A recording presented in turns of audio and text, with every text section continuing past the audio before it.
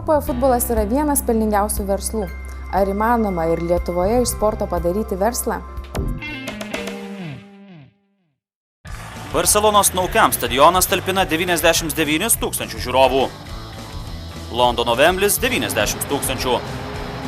Paryžiaus Stade de France 81 tūkstantį. Madrido Santiago Bernabeu 80 tūkstančių. Maskvos Lužnikų 78 tūkstančius. Mančesterio Old Trafford 76 tūkstančius. Tai didžiausi Europos futbolo stadionai, kurie talpina daugiau žiūrovų nei gyvena žmonių šeštame pagal dydį Lietuvos mieste Alytuje. Šie stadionai pastatyti ne dėl rekordų ar dėl grožio. Kai čia vyksta futbolo rungtynės, patekti į stadioną neįmanoma, bilietai būna išgraibstomi akimirksniu. Už galimybę pamatyti ryškiausias futbolo žvaigždės negailima įspūdingų sumų. Štai pavyzdžiui, bilietas į artimiausias Barselonos rungtynes su Sevilija kainuoja nuo 300 iki 700 litų. Tokios sumos mokamos už paprastas vietas, ne už svarbiems asmenims skirtas ložes. Mokėti reikia ne tik už bilietus. Štai atvykę į Miuncheno Bar rungtynes už automobilio stovėjimo šalia Allianz arenos turėsite pakloti 170 litų. Net 30 tūkstančių vietų garažas nuolat būna užpildytas. Taigi vien už automobilių stovėjimą rungtynių dieną surinkama daugiau nei 5 milijonai litų. O kiek išleidžiama mėgstamos komandos marškinėliams, šalikams ir visai kitai atributikai. 100 milijonų futbolas uždirba ir iš reklamos bei televizijos transliacijų. Yra sakoma, kad futbolas yra pagal apyvartą 10 vietoje pasaulyje iš visų pramonės šakų. Tai tiek, kiek yra sukuriama produkto bendrai, tai 10 vietoje suprantama, kad ten po naftos visokių verslų ir panašiai.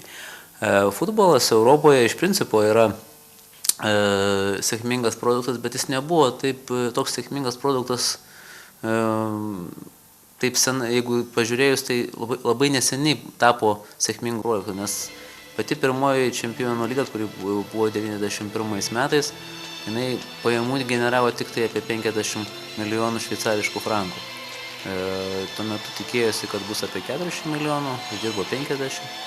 Palyginimų galima pagalvoti tai, kad praėjus 20 metų, kitų metų pajamos numatytos maždaug 2 milijardų lygyje ir eurų. Tai savame suprantame, kad tai parodo iš karto, kokia mašina ir kiek taip sukūrė papildomą verslo aplinkų. Futbolo rungtynės tampa švente visam miestui. Tuo galėjo įsitikinti ir Lietuvos futbolo sirgaliai, kai mūsų šalies rinktinė Salamankoje susitiko su pasaulio ir Europos čempionais Ispanijos futbolininkais.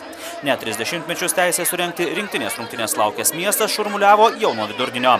Centrinėje miesto aikštėje vyko šventė, kurioje apsilankė kone dvigubai daugiau žmonių nei pačiame stadione. Futbolas įtraukė visus, nuo seniausio iki jauniausio.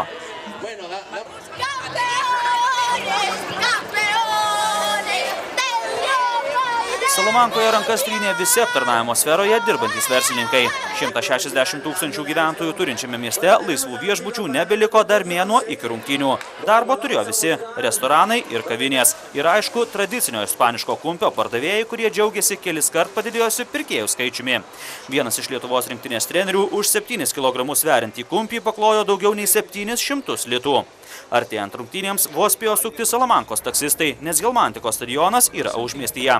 Į 17 tūkstančių žiūrovų talpinantį stadioną visi atėjo pasipuošę Ispanijos rinktinės atributiką – marškinėliais, šalikais ir vėliavomis. Daugelis turėjo visus privalomus sirgalius atributus. Jų galėjai įsigyti ir vietoje. Šalikai kainavo nuo 30 iki 70 litų, marškinėliai nuo 40 iki 100 litų. Ar tokių švenčių kada nors sulauksime ir Lietuvoje? Daugelio specialistų nuomonė esame užburtame rate. Norint pritraukti žiūrovus, reikia gerų rezultatų, o pasiekti rezultatus reikia investicijų ir daug didesnio rėmėjų bei valdžios institucijų indėlio. Verslas tai tikrai jis nėra toks, kad galėtų atnešti didelius pelnus arba greitą grąžą, bet tie, kas bent jau į futbolą žiūri iš ilgalaikės perspektyvos ir jeigu nesistengia daryti nesąmonių, tai tikrai gali per kelis metus uždirbti pakankamai lėšų, kad grįžtų investicijos. Dažniausiai į futbolą investuoja tie žmonės, kurie myli futbolą, tai jie tų pinigų niekas neišsitraukia ir nepasidalina dividendais. Jie toliau investuoja, gerina infrastruktūrą. Kad investicijos į sportą atsiperka, pavyzdžių toli ieškoti nereikia. Praėjusį sezoną į Europos lygą patekęs Ventspilio futbolo klubas pajamų gavo beveik 14 milijonų litų. Dar daugiau milijonų susižėrė Čempionų lygoje žaidęs Baltarusijos čempionas Borisovo BT. Panašių rezultatų tikėjosi ir buvęs Vilniaus Vėtros savininkas, Rusijos verslininkas Antonas Treušnikovas. Į Vėtrą jis investavo daugiau nei 200 milijonų litų. Investicijų результатас – банкротас. На тот момент нам казалось, что это достаточно выгодно и красивая инвестиция. Мы надеялись улучшить российско-литовские отношения, мы надеялись помочь молодым спортсменам.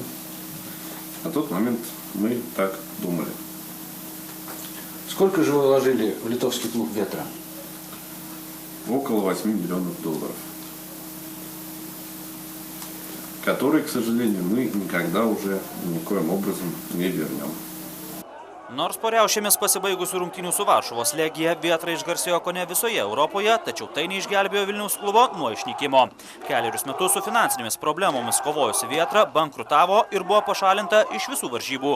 Tai ne pirmas Lietuvos futbolo klubas baigęs egzistavimą. Jau anksčiau toks pats likimas ištiko FC Vilniaus klubą, Kauno Inkarą, Šiaulių Karedą, Mažeikių Romarą. У меня глубокое убеждение, что из спорта прибыль либо бизнес делать просто невозможно. Может быть, в каких-то случаях в Англии, Германии, в Испании, но не в странах Восточной Европы. Kol Lietuva jau ne vieną dešimtmetį stato nacionalinį stadioną, galėtumėm pasimokyti iš nedaug didesnės Airijos valstybės. Beveik pusę reikalingos sumos gavę iš Europos Sąjungos, Airija už 410 milijonų eurų pasistatė modernų stadioną. Jis priskirtas elito stadionų kategorijai. Kitais metais jame vyks UEFA Europos lygos finalas. Airija tikisi, kad vien per šias rungtynes atsipirks bent trečdalis investicijų. O kada Lietuvai atsipirs investicijos į valdovų rūmus? Ačiū, kad šį vakarą buvote su verslo širšėmis. Pasimatysime ir kitą savaitę tuo pačiu metu.